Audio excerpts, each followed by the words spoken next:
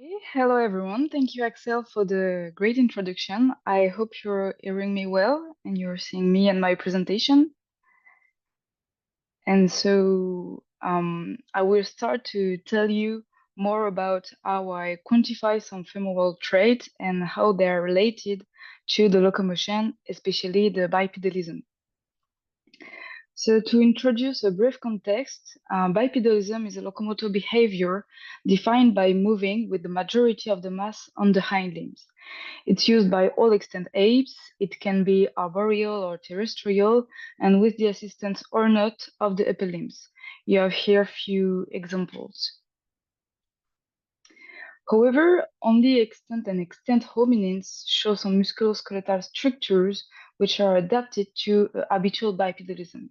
In this framework, we can ask which suit of characters can be reliably considered in relation with the locomotion. So the femora are widely studied because they are part of a system integrating the pelvis. I hope you're seeing the laser. I think so. So the pelvis here, so it's the hip joint, and the tibia, it's the knee joint.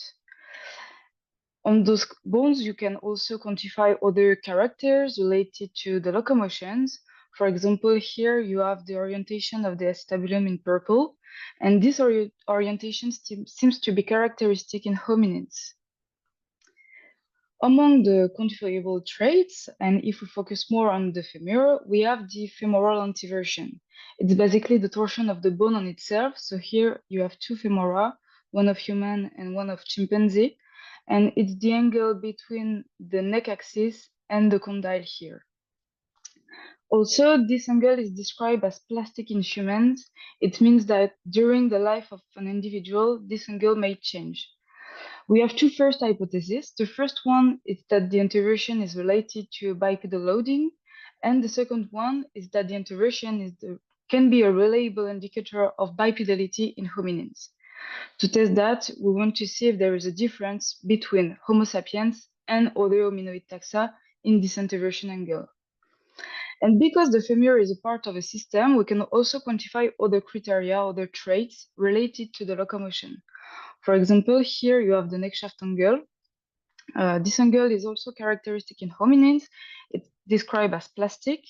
And to have a more general trait, we have the biomechanical length of the femur, and it's related to the locomotion loadings, so to some stress and constraints in relation with the gravity, for example. And so we can add to our previous hypothesis the fact that the introversion might be related to other femoral traits, and we will test that. To do so, I studied a sample of 123 individuals. I work on 3D meshes of adults. There were no pathologics, and for the non-human primates, they are majoritarily wild. For the human, I studied some worldwide populations.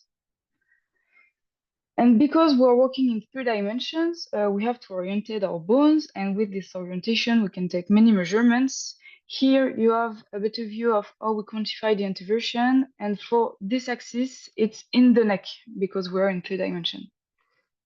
And here with an overview of the femur and some example of some traits, I will focus on the biomechanical femur length, the neck length, and those two variables are standardized with a geometric variable to compare the different taxa and also male and female. I will also work with the neck shaft angle and obviously the introversion.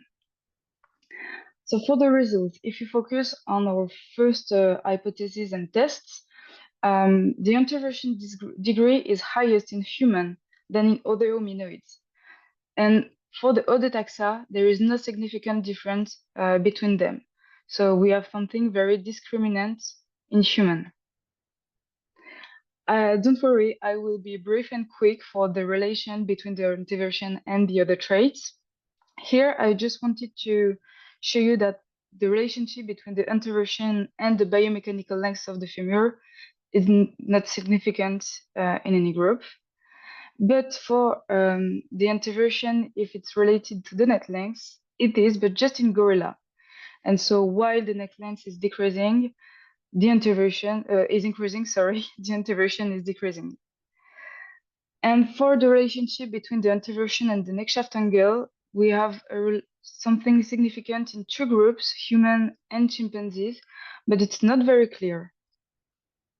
So to summarize our previous results, even if there is some significant relationship between the anteversion and other traits, they are not highly correlated.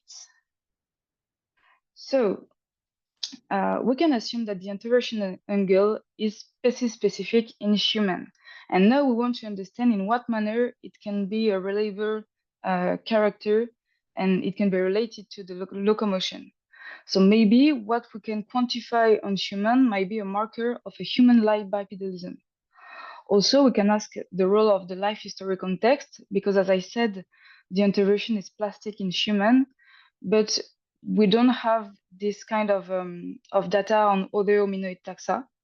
So we don't know how this trait can change with the acquisition of an autonomous locomotion.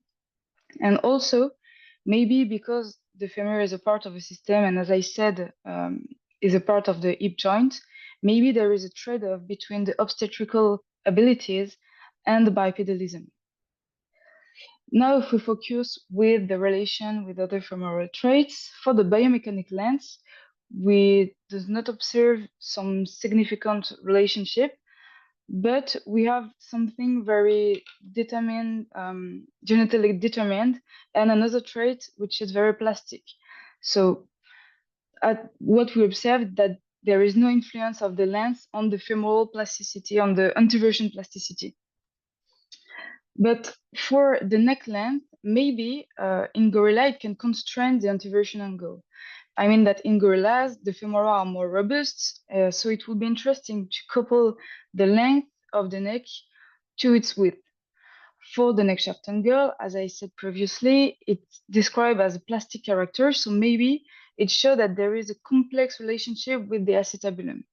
Finally, it seems to be a proximal epiphyseal integration that shows the complexity of the femoral epiphysis and maybe its role in the locomotion and also in other behaviors. So now I will talk about different objectives that I have. The first one is the challenge to define a proxy to this introversion, and we are working on the diaphyseal torsion because, so for example, you have those two very emblematic and famous femora, but because they are partial, I cannot quantify the anteversion on it. So this is why we're trying to find a proxy and also to see if there is some locomotion signal on the diaphyse. Also, I'm currently working on the prospection on other epiphyseal traits and especially on the femoral head orientation, because classically in the literature, the anteversion is quantified in including the head to define the neck axis. But I observed that in some taxa, it can change the neck axis. So this is why here for this study, I exclude the head to define the neck axis. But we are working on it and we have a paper in prep.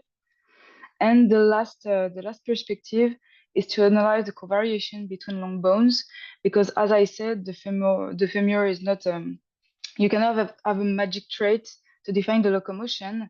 And in this framework, in this context, it could be very interesting to see if we have different signal that go in the same way or not, that describe some behavior, and if those signals, those traits are covariating together or not. Thank you for your attention.